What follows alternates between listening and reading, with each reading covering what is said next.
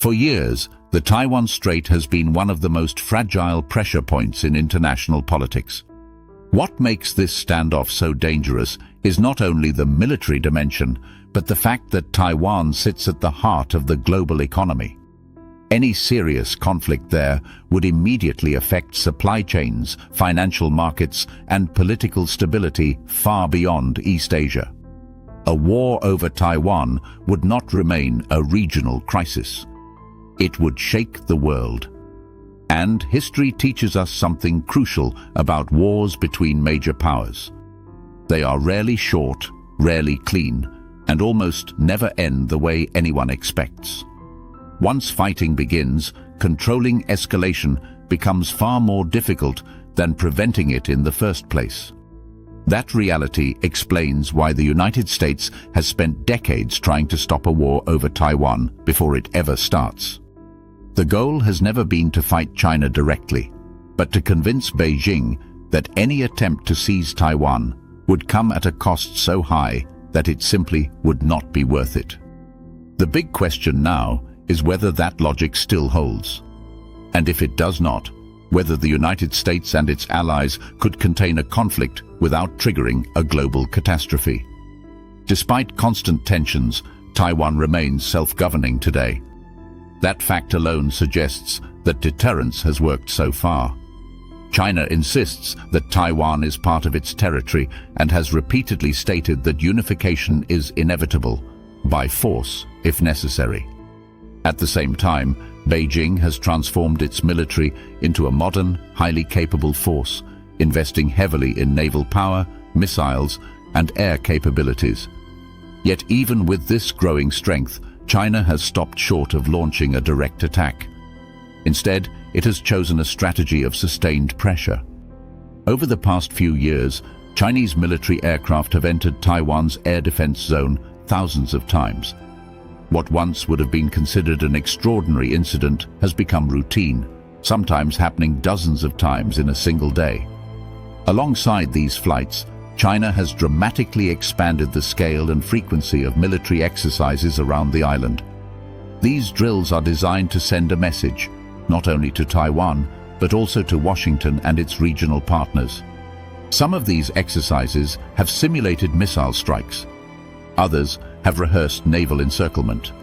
Several have involved joint operations across air, sea, and missile forces. Each time, the message has been the same.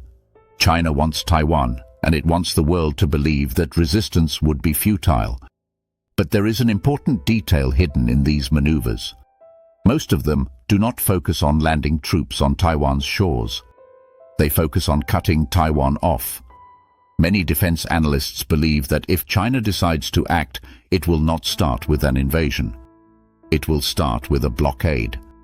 This approach makes strategic sense from Beijing's point of view.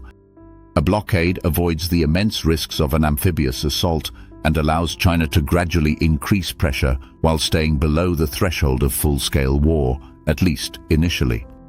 Taiwan is especially vulnerable to this kind of strategy. Its economy depends heavily on trade, and its energy system relies almost entirely on imported fuel. Even short disruptions would have immediate effects on daily life and industrial production. Food supplies would last longer, but not indefinitely.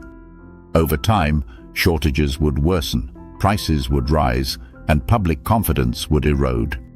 The longer a blockade continued, the more pressure would build on Taiwan's political leadership to find a way out. China, meanwhile, could afford to wait.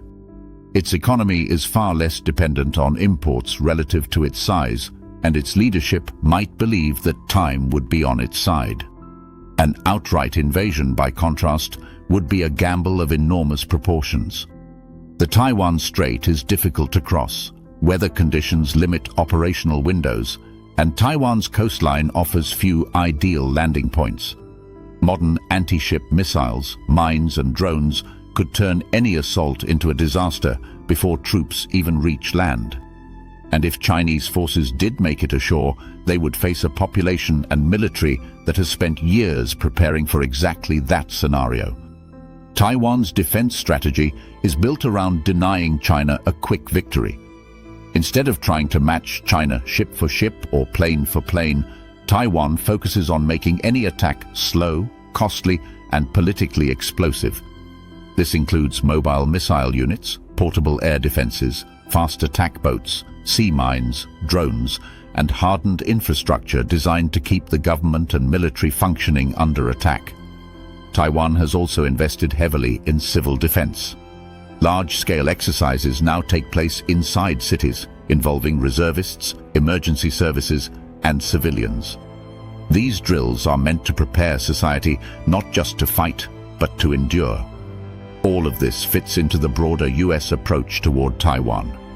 The first pillar of that approach is denial. The idea is to ensure that China cannot achieve its objectives militarily, whether through invasion or coercion. This is done by strengthening Taiwan's defenses and maintaining a credible US military presence in the region. For decades, American military power made this relatively straightforward. Aircraft carriers, forward bases, submarines, and unmatched air power gave Washington a clear advantage. But warfare is changing. Precision missiles and drones have made large, expensive platforms more vulnerable.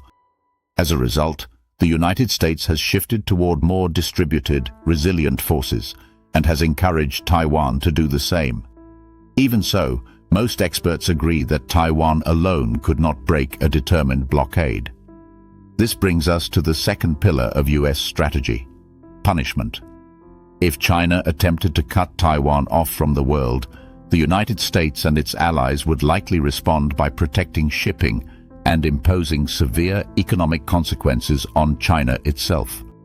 China's economy is deeply tied to global trade routes, especially maritime ones. A counter-blockade or major disruption to these routes would inflict enormous damage, potentially triggering a financial crisis inside China.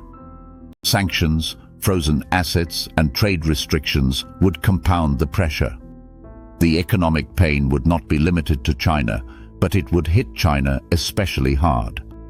The threat of these consequences is meant to discourage Beijing from taking the risk in the first place. But this strategy carries its own dangers. If the response is too weak, it may fail to deter aggression. If it is too strong, it could provoke escalation and trap all sides in a prolonged and destructive conflict. The challenge is finding a response that is strong enough to stop the war, but flexible enough to allow de-escalation. The ideal outcome is not humiliation or total defeat, but containment. Taiwan remains free, China avoids total collapse, and the global economy survives the shock. Because the alternative is bleak. A major conflict over Taiwan would disrupt global trade on a scale larger than the financial crisis of 2008 and could destabilize the international system for years. For now, deterrence still holds. But the balance is becoming harder to maintain.